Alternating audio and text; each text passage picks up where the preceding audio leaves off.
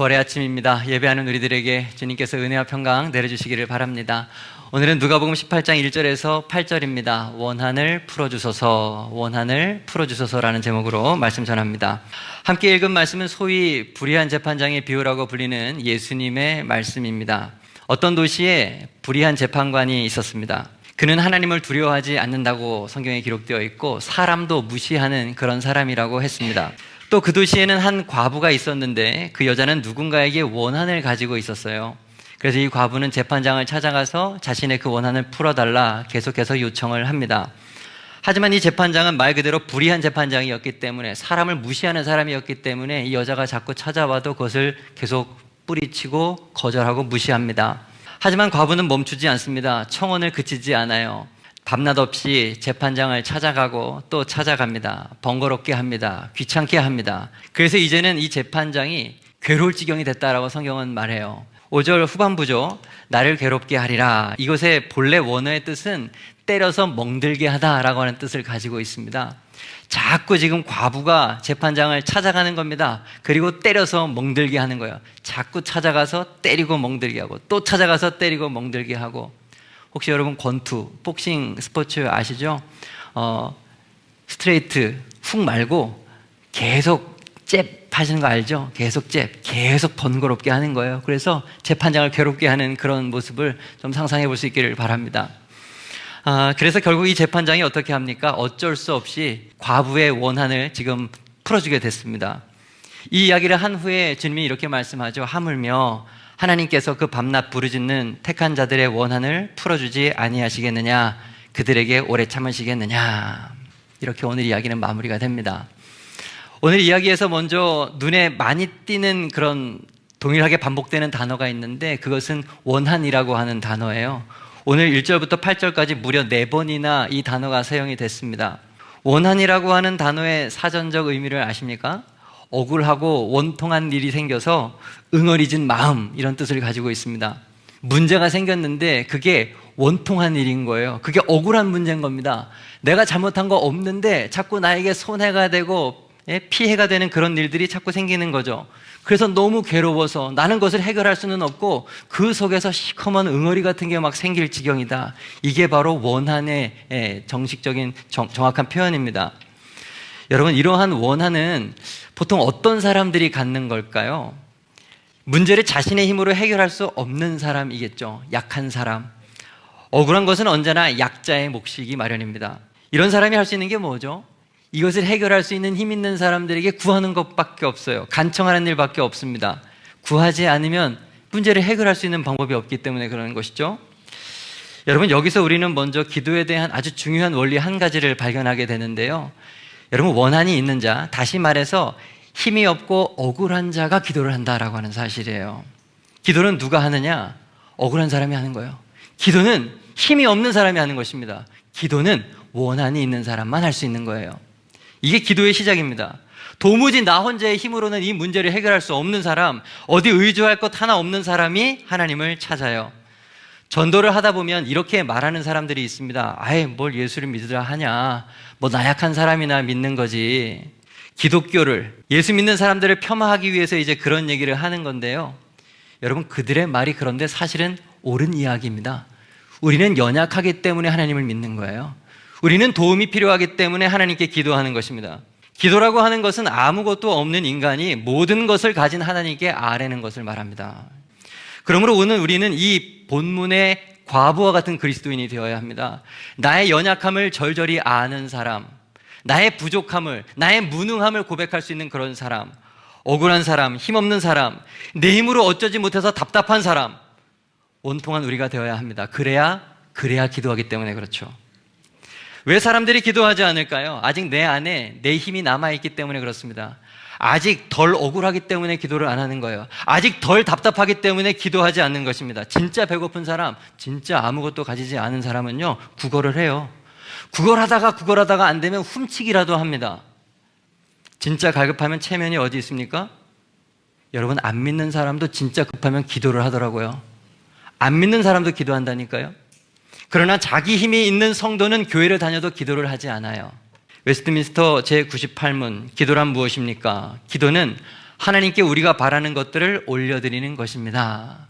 일반적으로 기도가 뭐냐고 물어보면 하나님과 대화하는 것입니다 라고 이렇게 대답을 하는데요, 여러분, 하나님과 대화 이전의 기도라고 하는 것은 우리의 소원과 우리의 바람을 하나님께 올려드리는 것입니다. 하나님, 제가 이런 것을 원해요 라고 근본적인 나의 필요를 하나님께 요청하는 것입니다. 바라는 것을 구한다, 이것은 그 바라는 것을 내 힘으로 얻을 수 없기 때문에 구하는 거예요. 그래서 기도는 힘이 없고 연약한 사람만이 할 수 있는 것입니다. 자존심이 강한 사람들이 있어요. 태생적으로 자존심이 강한 그런 사람들이 있습니다. 무언가 남에게 나의 어려움을 말하지 않는 사람, 나의 필요, 그런 것들을 부탁하고 요청하는 것 그 자체를 아주 그냥 꺼려하는 자존심이 강한 그런 사람들이 있죠. 그렇게 부탁을 하면 내가 무능하는 게 시인하는 것이 될까봐 그런 걸 아예 안 하는 사람들이 있습니다. 근데 문제는 뭐냐면 성도들 가운데서 하나님을 향해서도 이렇게 자존심 챙기는 사람들이 있다는 거예요. 하나님을 향해서도 내가 하나님께 더 이상 패기치지 않겠습니다. 이 문제는 제 힘으로 할 수 있으니 제가 하겠습니다. 하나님을 배려해 주는 거죠. 이것은 굉장히 겸손한 것 같지만 굉장히 교만한 것입니다. 하나님 없이 나 스스로 할 수 있다는 교만이기 때문입니다. 그래서 여러분, 기도하지 않는 사람은 교만한 사람이에요. 겸손해서 기도하지 않는 게 아니라 교만해서 기도하지 않는 겁니다. 다시 한번 강조하건대 기도의 본질이란 아무것도 없는 인간이 모든 것을 가진 하나님께 나의 필요를 아뢰는 것입니다. 대화, 고백, 교제, 묵상, 다양한 표현으로 기도에 대해서 설명할 수 있겠지만 기도의 본질은 소원을 아뢰는 거예요. 부모 자식 간에도 보면 자식이 어느 정도 자라면 부모에게 잘 부탁을 안 하죠. 요청을 잘 안 합니다. 철이 들었다고 그래가지고 부모님에게 뭔가 좀 요청하는 것을 꺼려합니다. 근데 사실 부모의 마음은 그렇지 않죠. 부모의 마음은 어때요? 하나라도 더 주고 싶은 게 부모 아닙니까? 자식이 손 벌린다고 그래가지고 이 한심한 녀석아 이렇게 말할 부모가 어디 있습니까? 가능하면 주는 게 부모의 마음이죠. 부모에게는 주는 게 기쁨이에요. 자식에게 주는 게 행복입니다. 어떤 면에서 부모님께 도움을 요청하는 것, 그것은 부모님을 기쁘게 해드리는 일인 것입니다. 하나님도 마찬가지입니다. 하나님은 우리의 아버지시고 자녀로서 우리는 하나님께 요청할 때, 하나님을 의지할 때 하나님은 기뻐하세요. 언젠가 말씀드렸죠. 하나님께서 제일 싫어하는 단어가 무엇이냐? 독립이라는 단어입니다. 하나님 없이 저 혼자 하겠습니다. 독립. 이사야 53장 6절, 우리는 다 양 같아서 그릇 행하여 각기 제 길로 갔거늘 여호와께서는 우리 모두의 죄악을 그에게 담당시키셨도다. 죄인의 특징이 뭐라는 것입니까? 목자 되시는 하나님을 떠나서 제 길로 가는 거예요. 목자 되신 하나님으로부터 독립하는 거, 이게 죄인이라는 것입니다. 그런 우리의 죄를 위해서 예수님께서 오셨다. 이게 이사야 53장의 말씀입니다. 나의 연약함, 나의 부족함, 나의 무능함을 인정하고 모든 것을 하실 수 있는 하나님께 기도할 수 있는 지혜로운 성도 되기를 간절히 소망합니다. 다음으로 오늘 본문은 기도에 대한 또 다른 중요한 사실 한 가지를 우리들에게 말해주고 있는데, 기도의 응답 여부는 하나님께 달렸다라는 사실이에요. 많은 사람이 오늘 본문을 인본주의적으로 해석을 합니다. 잘 들으셔야 합니다. 아주 중요한 얘기를 드리려고 그래요. 많은 사람들이 오늘 본문을 인본주의적인 관점으로 해석을 합니다. 문자적으로만 해석을 해요. 뭐냐면 밤낮 부르짖는 자의 원한을 풀어주셨으니까 이 과부가 시도 때도 없이 재판장을 찾아가가지고 문을 두드리고 간청을 했으니까 재판장이 들어주셨다. 그러므로 우리도 많이 기도해야 된다. 끝까지 기도해야 된다. 그러면 하나님께서 응답하신다. 지성이면 감천이다 식으로 이 본문을 해석하는 것이죠. 그런데 이러한 해석은 다분히 샤머니즘적인 사고에 근거한 해석입니다. 여러분, 하나님께서 정말 우리가 밤낮 기도하면 모든 것을 들어주시던가요? 그래서 여러분은 기도하는 모든 것이 응답이 되셨습니까? 그렇다면 기독교 역사 가운데 수많은 순교자들은 밤낮 기도하지 않아서 순교한 것입니까? 교회 안에 수많은 환우들이 있는데 그들은 기도하지 않았기 때문에, 오래 기도하지 않았기 때문에 그렇게 아프신 것입니까? 모든 가정마다 한 가지씩은 참 어려운 문제들이 다 있는데 기도하지 않아서 그런 것입니까? 밤낮 쉬지 않아서 그런 것입니까? 여러분, 기도를 그렇게 인본주의적 관점으로 해석해서는 안 됩니다. 기도는 기도하는 사람이 얼마나 어떻게 기도했느냐가 중요한 게 아니라 하나님의 뜻이 어디 있느냐가 중요한 거예요. 구하는 것을 들어주고 들어주지 않고 그 모든 것을 결정하시는 분은 재판장이신 하나님이십니다. 어떻게 구하든 무엇을 구하든 결정권자는 재판장이세요. 예를 들어보죠. 이제 막 갓 태어나가지고 아장아장 걷기 시작한 돌된 아이가 날카로운 칼을 달라고 엄마한테 때를 쓴다고 한번 가정을 해보시죠. 오늘 본문의 표현대로 자주 부모를 번거롭게 해가지고 찾아가서 이거를 주십시오. 자꾸 부모를 번거롭게 한다 그래서 부모가 칼을 주어야 합니까? 안 되죠. 안 됩니다. 기도의 응답은 기도하는 사람의 노력에 달린 것이 아니에요. 어떤 목사님이 성도가 문제가 있어서 이제 상담을 요청을 하면 꼭 이렇게 대답을 해주시는 것을 제가 들은 적이 있어요. 성도님, 기도를 더 하셔야 합니다. 기도의 분량이 차야 합니다. 끝까지 기도하십시오. 맞는 말일 수도 있는데 회피하는 대답일 수도 있습니다. 저도 목사이지만 이런 이야기를 들을 때마다 너무 속상해요. 여러분, 멈추지 말고 계속해야 할 기도가 있고 당장 멈춰야 될 기도도 있는 거예요. 더 기도를 해야 할 문제라고 한다면 기도의 분량이 차야 됩니다. 이런 식으로 표현하지 말아야죠. 그렇게 표현하는 것은 인본주의적인 표현이에요. 그렇게 표현하지 말고 하나님의 때를 기다립시다. 성도님 더 인내하시기를 바랍니다. 함께 기도하시죠. 이렇게 표현하는 것이 더 정확한 표현인 거예요. 왜 인본주의적으로 답을 줍니까? 뭔가 안 해서 그렇다고. 이거 가스라이팅이에요, 여러분. 내가 하는 게 중요한 게 아니라 하나님의 뜻이 중요합니다. 기도를 많이 해서 하나님과 친밀해지는 것은 좋죠. 사도 바울도 정말로 쉬지 말고 기도하라고 말을 했기 때문에 오래 기도하는 것은 필요합니다. 그러나 기도의 응답의 여부는 하나님께 달려있는 거예요. 그러므로 바르게 기도하는 사람은 결정을 하나님께 맡기며 기도하는 사람입니다. 하나님, 저의 상황을 아시죠? 이 문제 이제 하나님께 다 맡겨드립니다. 하나님께서 알아서 해주십시오. 어떻게 결정이 나든 하나님의 뜻인 줄로 믿습니다. 책임져 주세요. 여러분, 이것이 믿음입니다. 여러분, 맡긴다라고 하는 이 단어의 헬라어 본래 뜻은 뭐냐 하면 위로 던진다라고 하는 뜻을 가지고 있어요. 위에 계신 하나님께 우리의 모든 문제들을 던지는 거예요. 맡기는 것입니다. 베드로전서 5장 7절, 너희 염려를 다 주께 맡기라, 던져라, 이는 그가 너희를 돌보심이라. 시편 37편, 내 길을 여호와께 던져라, 그를 의지하면 그가 이루신다. 잠언 16장, 너희 행사를 여호와께 맡겨라, 그리하면 내가 경영하는 것이 이루어지리라. 시편 55편, 내 짐을 여호와께 던져라, 그가 너를 붙드시고 의인의 요동함을 영원히 허락하지 아니하시리로다. 로마서 12장 19절, 내 사랑하는 자들아, 너희가 친히 원수를 갚지 말고 하나님의 진노하심에 던져라. 할렐루야. 맡기십시오. 던지십시오. 이것이 지혜로운 사람의 기도입니다. 바른 기도라고 하는 것은 끝까지 어떻게 해서든지 나의 고집과 나의 뜻을 관철하는 것이 아니라 하나님의 뜻에 맡기는 것입니다. 나의 소원을 던지는 거예요. 그런 우리가 되기를 바랍니다. 결정권자는 재판장이신 하나님이지 나의 노력에 달려있는 게 아니에요. 다음으로 오늘 3절 말씀을 보겠습니다. 그 도시에 한 과부가 있어 자주 그에게 가서 내 원수에 대한 나의 원한을 풀어주소서 하되, 과부는 계속해서 말씀을 드리는 거지만 재판장을 자주 찾아갔다는 거예요. 나의 원한을 풀어주십시오. 나의 원한을 풀어주십시오. 찾아가고 또 찾아간 것이죠. 여러분, 질문 한 가지 하겠습니다. 이 과부가 뭘 믿고 이렇게 자주 재판장을 찾아가는 걸까요? 뭘 믿고 이렇게 계속 찾아간 거죠? 과부가 결국 재판장으로부터 응답을 받아내는데 무엇을 근거로 이렇게 계속해서 찾아갈 수 있었을까요? 그 근거가 뭐예요? 그의 소원이 정당했기 때문에 그렇습니다. 재판장이 들어주지 않을 수 없는 다른 것을 요청하기 때문에 그런 거예요. 여기서 우리는 응답받는 기도가 무슨 기도인지를 발견하게 되죠. 응답받는 기도란 하나님의 뜻대로 바른 것을 구하는 기도입니다. 바르고 정당한 기도이기 때문에 밤낮 구할 수 있는 것이고, 바르고 정당한 기도이기 때문에 재판장이신 하나님께서 응답할 수밖에 없는 거죠. 바른 기도의 예를 한번 들어보시죠. 장사하는 신실한 그리스도인이 있다고 합시다. 그리스도인답게 성경에 순종하면서 장사를 하기를 원합니다.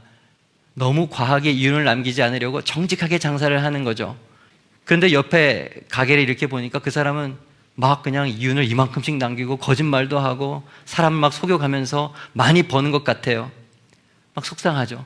내가 손해보는 것 같고, 보는 것 같고, 지는 것 같고, 내가 뭔가 문제 있는 것 같고. 그래서 하나님께 기도하겠죠? 하나님께서 이렇게 살라고 하셔서 저는 이렇게 정직하게 살려고 있는데 제가 너무 힘들어요. 저의 아픔을 아시죠? 저는 자꾸 지는 것 같아요. 패배자가 된 것 같아요. 하나님, 아니죠? 이게 맞죠? 하나님, 힘주세요. 저를 도와주세요. 여러분, 이러한 기도가 바른 기도인 거예요. 이런 기도가 끝까지 해야 되는 기도고, 이러한 기도는 하나님께서 100% 응답하시는 기도예요. 또 신실한 직장인이 있다고 합시다. 회사 안에서 어려운 일, 남들이 하기 싫어하는 굳은 일이 있으면 그거 내가 하려고 애를 씁니다. 다른 사람에게 손에 끼치지 않으려고 언제나 성실합니다. 이유 없이 나를 괴롭히는 누군가에 대해서도 같이 미워하지 않으려고 노력합니다. 원수를 사랑하라고 하셨으니까 말씀에 순종하려고 노력하는 거죠. 인간적으로 막 화가 나죠. 때로는 감정에 휩싸여서 막 힘들 때도 있습니다. 그래서 기도하는 겁니다. 하나님, 선으로 악을 이기라고 말씀하셔서 제가 이렇게 혼자 부단히 치열하게 영적 싸움을 싸우고 있는데 하나님 도와주세요. 도와주세요. 저에게는 이것을 이길 힘이 없습니다. 인내할 수 있도록 성령님 힘 주십시오. 여러분, 이런 기도가 바른 기도죠. 이런 기도는 끝까지 해야 될 기도, 하나님이 응답하실 기도인 것입니다. 반대의 기도가 있겠죠. 하나님, 무조건 부자 되게 도와주세요. 여기 10만 원짜리가 있는데 100만 원에 팔리게 해주십시오. 할렐루야, 믿습니다. 100번 기도해 보세요. 그것이 하나님께서 기뻐하시는 기도인가? 그렇지 않습니다. 저기 미워하는 사람이 있습니다. 하나님, 저 사람 걸어가다가 다리 부러지게 해주세요. 사고 나게 해주세요. 하나님께서 기뻐하는 기도 아니에요. 하나님, 제가 로또 10년째 하고 있는데 왜 저 사람은 1등인데 왜 나는 1등에 한 번도 당첨되지 않습니까? 억울합니다. 그게 왜 억울해요? 안 되는 게 당연한 거지. 하나님의 뜻대로 바르게 살려는 치열함이 거기에는 없잖아요. 하나님의 뜻이 없잖아요. 그런 기도는 잘못된 기도인 것입니다. 여러분은 어떤 기도를 하고 계십니까? 여러분의 기도에는 하나님의 뜻이 담겨 있습니까? 아니면 여러분의 탐욕만 가득합니까?